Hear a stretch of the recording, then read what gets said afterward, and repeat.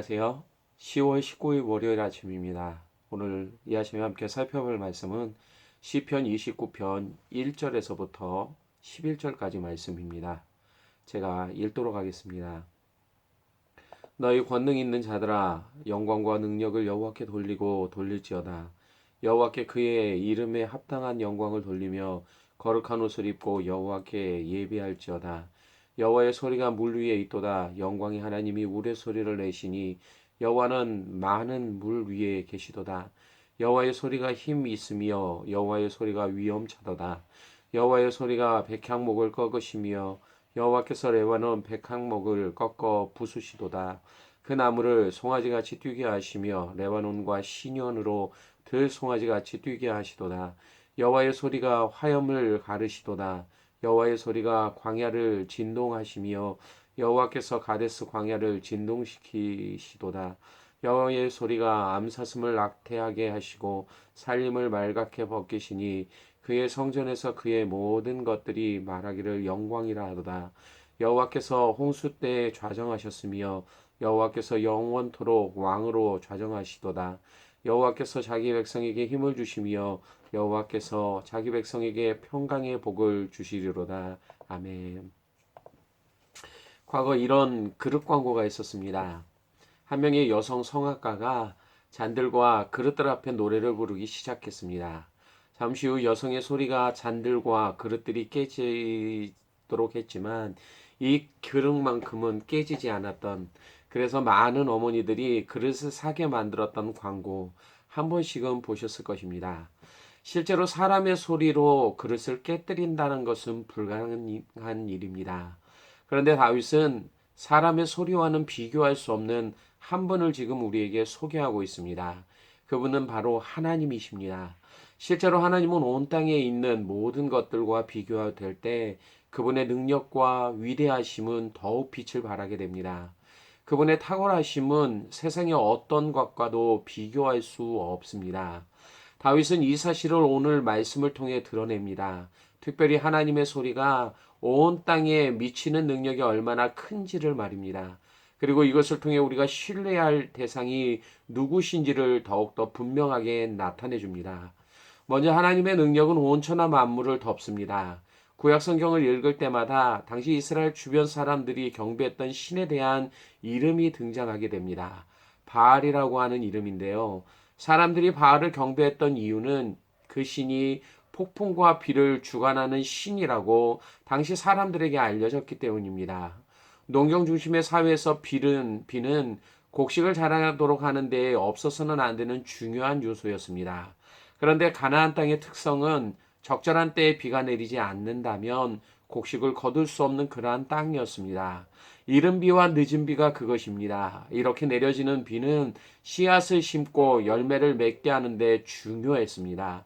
때에 맞춰 비가 내리지 않는다면 사람들은 근심할 수밖에 없었습니다. 게다가 무지했던 사람들은 이러한 상황이 오게 되면 혹시 비를 주관하는 바알신이 노해서 그런 것이 아닌지 노심초사할 수밖에 없었습니다. 그런데 다윗은 당시 사람들이 가지고 있던 이해와는 다르게 하나님을 소개합니다. 3절에 그분의 소리를 우레소리로 표현합니다. 특별히 시편 29편의 말씀을 보면 하나님의 소리를 여러 대상과 비교하고 있는 그러한 모습들을 발견할 수 있습니다. 영광의 하나님이 우레소리를 내시니 여호와는 많은 물 위에 계시도다.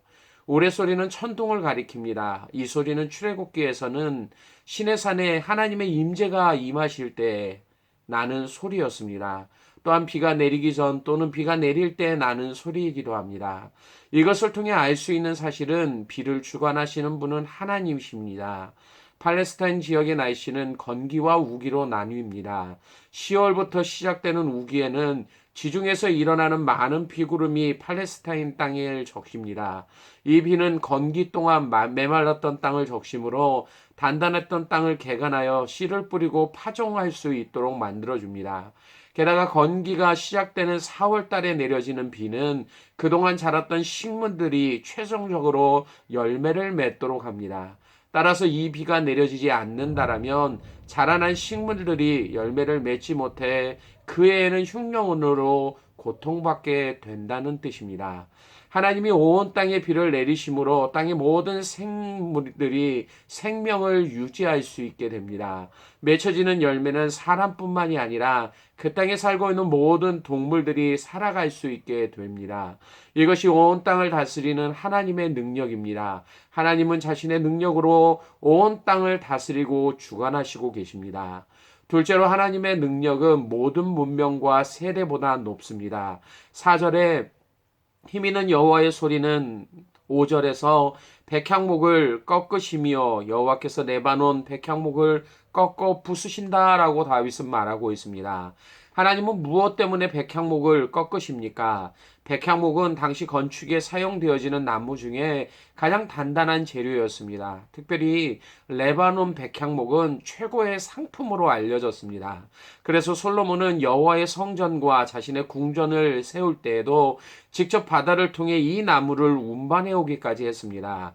이처럼 귀한 재료로 사용되었던 백향목을 하나님이 꺾으신다라는 말 속에는 상징적으로 어떠한 대상을 나타내고 있는 것입니다.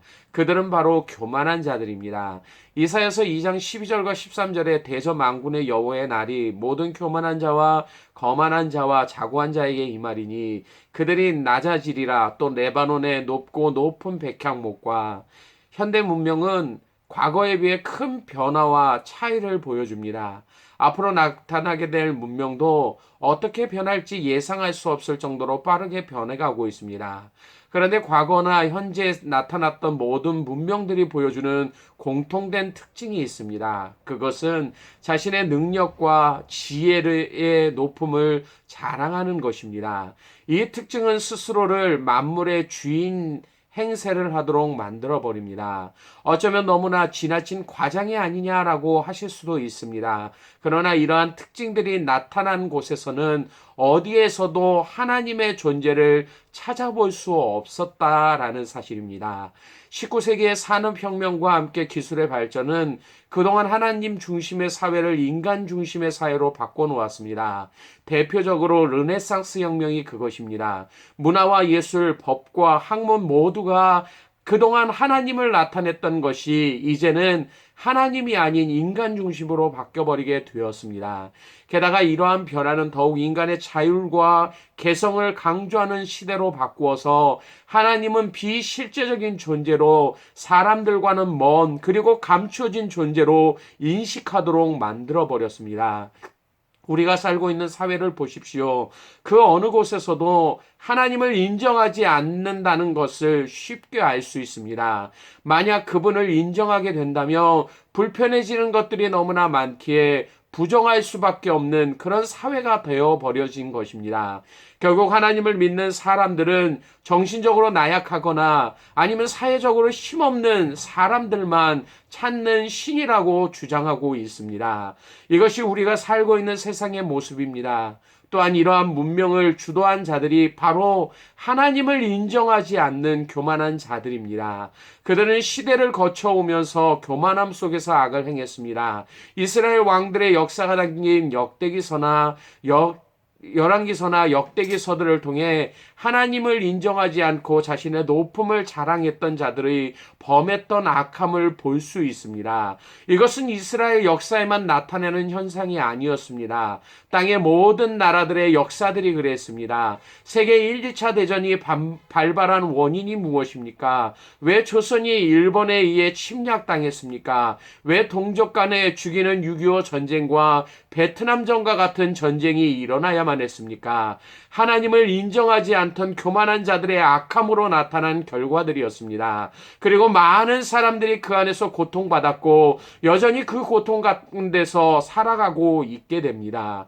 그런데 하나님은 그러한 자들을 내버려 두시지 않으십니다. 비록 그들의 악함으로 슬픔과 고통이 나타났지만 하나님은 그들을 멸하시고 심판하심을 통해 자신의 능력이 얼마나 크고 위대하신지를 보여주십니다. 현재 우리에게는 슬픈 예가 되겠지만 온 땅에 일어나고 있는 자연재해를 보십시오. 인간은 여전히 교만함을 자랑하지만 결과적으로 돌아오는 것 것들은 자연의 힘을 인간이 막을 수 없다라는 사실입니다. 이 말은 곧 하나님의 능력을 인간의 힘으로 막을 수 없다라는 뜻이기도 합니다. 나라들마다 내려지는 가뭄과 홍수는 온 땅을 다스리는 하나님의 존재를 생각나도록 만듭니다. 지금과 같이 바이러스로 인한 두려움, 어려움은 인간이 가진 지식이 얼마나 보잘것없고 하나님의 지혜는 크고 위대하다라는 것을 알게 합니다. 이것이 바로 모든 세대와 문명 가운데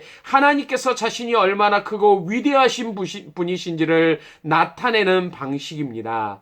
그렇다면 다윗은 왜 이러한 사실을 말씀을 읽는 우리에게 하고 있는 것입니까? 마지막으로 하나님의 능력은 모든 백성들을 자신에게로 초대하고 있습니다. 하나님께 나아가는 자들은 어떤 자들입니까? 1절과 2절에 너희 권능 있는 자들아 영광과 능력을 여호와께 돌리고 돌릴지어다. 여호와께서 그의 이름에 합당한 영광을 돌리며 거룩한 옷을 입고 여호와께 예배할지어다. 하나님께 나아가는 자들은 바로 영광과 능력을 그분께 돌리는 자들입니다. 그분의 이름에 담긴 그 영광을 높이는 자라라는 말입니다. 그러나 이 땅의 사람들은 그렇지 않습니다. 마치 압살롬이 자신의 아버지 다윗이 받아야 될 그 영광을 가로챘던 것처럼 하나님이 받으셔야 될 영광을 자신의 영광으로 가로채려고 합니다. 그렇지 않으면 하나님의 영광을 썩어질 사람과 새와 짐승과 기어다니는 동물의 모양의 우상으로 바꿔버리는 그러한 일들을 하고 있습니다. 이러한 자들을 하나님의 초대를 거부한 자들이기에 그들에게 주어지는 결과는 죽음뿐입니다. 마태복음 22장에 왕이 마련한 혼인잔치에 초대받았던 사람들에게 내려졌던 결과들처럼 말입니다. 왕이 혼인잔치에 사람을 초대하지만 그들은 자신의 일로 그 초대를 무시해버립니다. 자신의 생명을 좌우하는 왕의 명령인데도 자신의 밭을 돌보는 일 때문에 개인적인 사업 때문에 무시해버리고 심지어는 왕의 소식을 전하는 종을 모욕하고 죽이는 일까지 행합니다. 결국 왕은 그들 모두를 진멸합니다. 이것이 가장 중요한 일이 무엇인지 알지 못했던 자들이 겪게 되는 어리석음의 결과였습니다. 사랑하는 성도 여러분, 하나님은 오늘도 우리를 자신의 영광을 찬송하는 자들로 부르고 계십니다. 거룩한 옷을 입고 그분을 예배하기를 원하고 계십니다. 또한 그러한 자들의 삶에 힘을 주시기를 원합니다. 11절에 여호와께서 자기 백성에게 힘을 주시며 여호와께서 자기 백성에게 평강의 복을 주시겠다라고 말씀하시는 것, 이것이 우리에게 내려지는 복이라는 사실을 말씀하고 있습니다. 주님께 나아갑시다. 그리고 그분을 의지합시다. 그 안에서 풍성한 은혜를 누리실 수 있는 저와 여러분의 삶이 될 수 있기를 주님의 이름으로 간절히 축원합니다. 기도하겠습니다. 아버지 하나님, 오늘도 하나님의 말씀을 통해 하나님의 소리가 얼마나 높고 위대한지를 우리에게 말씀하여 주심을 감사합니다. 하나님의 능력이 온 땅 가운데 내려지며 그리고 모든 세대와 사람들 가운데 있는 그 어떤 것보다 높기에 오늘도 우리의 삶이 하나님 앞에 나아갈 때만이 소망이 있음을 말씀하시는 것처럼 오늘도 이러한 삶 가운데 소망을 누리며 하나님이 주시는 능력을 경험하는 복된 삶을 살아가는 성도들 될 수 있도록 인도하여 주옵소서. 오늘도 하나님을 인정하는 삶이 우리 안에 있게 하시고 이러한 삶을 통해 날마다 겸손히 하나님만 바라보는 믿음의 삶을 살아가는 복된 성도들 되게 하여 주시기를 원하오며 예수님 이름으로 기도드리옵나이다. 아멘.